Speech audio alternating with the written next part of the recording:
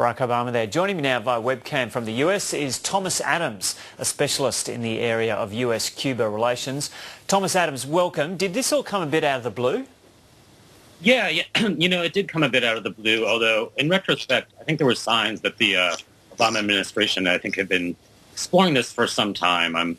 Certainly Barack Obama had said that he wanted to kind of do things to normalize the relationship. In the last year, a couple things have happened, I think, that have indicated that this, people watching might have predicted this. One of those things was the New York Times now has twice kind of come out to lift the embargo, which is a first in American history. And then the response, there's been a very kind of thankful response to Cuba for being the country to send the largest medical delegation in West Africa to fight the Ebola virus. And that's gotten a lot of press in the U.S., and it makes me think that there was a kind of gearing up for this. Okay, so just how much can Barack Obama do as president without the support of Congress, though?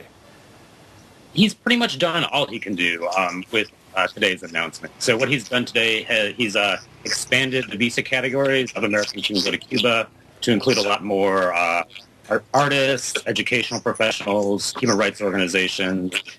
He's allowed basically the limits of trade that can be engaged with Cuba, in particular regards to building up Cuba's telecommunication industry. And he's increased the amount of remittances that is money sent from the United States to Cubans, to friends and family. And that pretty much leaves, and he can set up an embassy, and that pretty much leaves the rest up to the U.S. Congress. Yep. And so what is the rest? What are the other elements of the embargo that are the things that he would need to get congressional approval for? Well, a complete ending of the ban on travel restrictions. So an everyday American can't up and go to Cuba today, just as an everyday Cuban can up and go to the United States today. And open trade, that being the most kind of important thing from the perspective of Cuba, as well as, I think, from the perspective of the United States.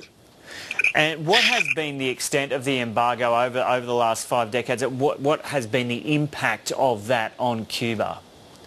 It's been huge. To be fair, too, I want to point out that the embargo is the word that Americans use for it. In Cuba, it's called the blockade, which I think is an important distinction.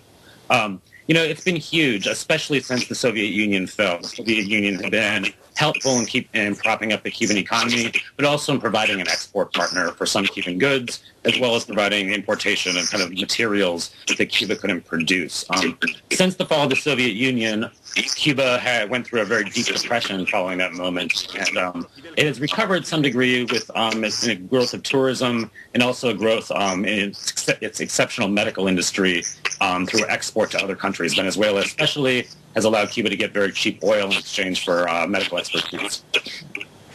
But there is still a lot of opposition within the US to these moves by Barack Obama? Yeah, there is, although, the question, I think, is becoming how much that opposition is going to last. Just pull up some quick numbers. In 2004, George W. Bush got 78% of the Cuban-American vote. In 2012, Mitt Romney only got 44%. And in the recent Florida gubernatorial elections, Charlie Crist, a Democrat, a former Republican, now a Democrat, who favored opening up relations with Cuba, got 50% of the Cuban-American vote. So what this says to me, and what a lot of commentators are thinking, is there's been a generational shift. The Cuban-Americans who were born on the island are increasingly getting older. Their children and their grandchildren don't have a memory of 1960 and 1961. They want to go see relatives. They want that relationship opened up. And that's led to, I think, an opening for Democrats and others who want to open up relationships with Cuba in this issue. Now, that being said, the anti-Cuban, Castro community of South Florida still wields enormous political power, contributes tons of money to anti-Castro and anti-Cuban politicians across the United States, and it still has enormous kind of voting bloc power in Congress. So do you think within 10 years we might see an end to those classic scenes from Havana and Cuba of those 1950s cars dominating the roads there? Yeah, and absolutely. I think we're about, it's a lot will hinge on the next president, the next Congress, of course. My suspicion is this is going to be a non-starter for this Congress over the next 2 years. But beginning in 2016, I think this issue will really begin to open up. And one of the things you've seen even since 2009, when President Obama opened things up a little more than they had been, is a much greater appreciation of the need to open things up on the part of Americans as well as on the part of Cubans. I was just there in July, and I think there's a much greater desire for contact with Americans than I think there probably had been before. And to add to the freeing of what we're known in Cuba as Los Cinco, the Cuban Five today, is considered this is going to go down as one of the greatest days in Cuban history over the last few decades. These were considered very much martyrs for Cuban freedom, and their return to their families today is really a great moment. Yeah. Okay, Thomas Adams, thanks for talking to us this morning from the US. Thanks for having me, Jeff.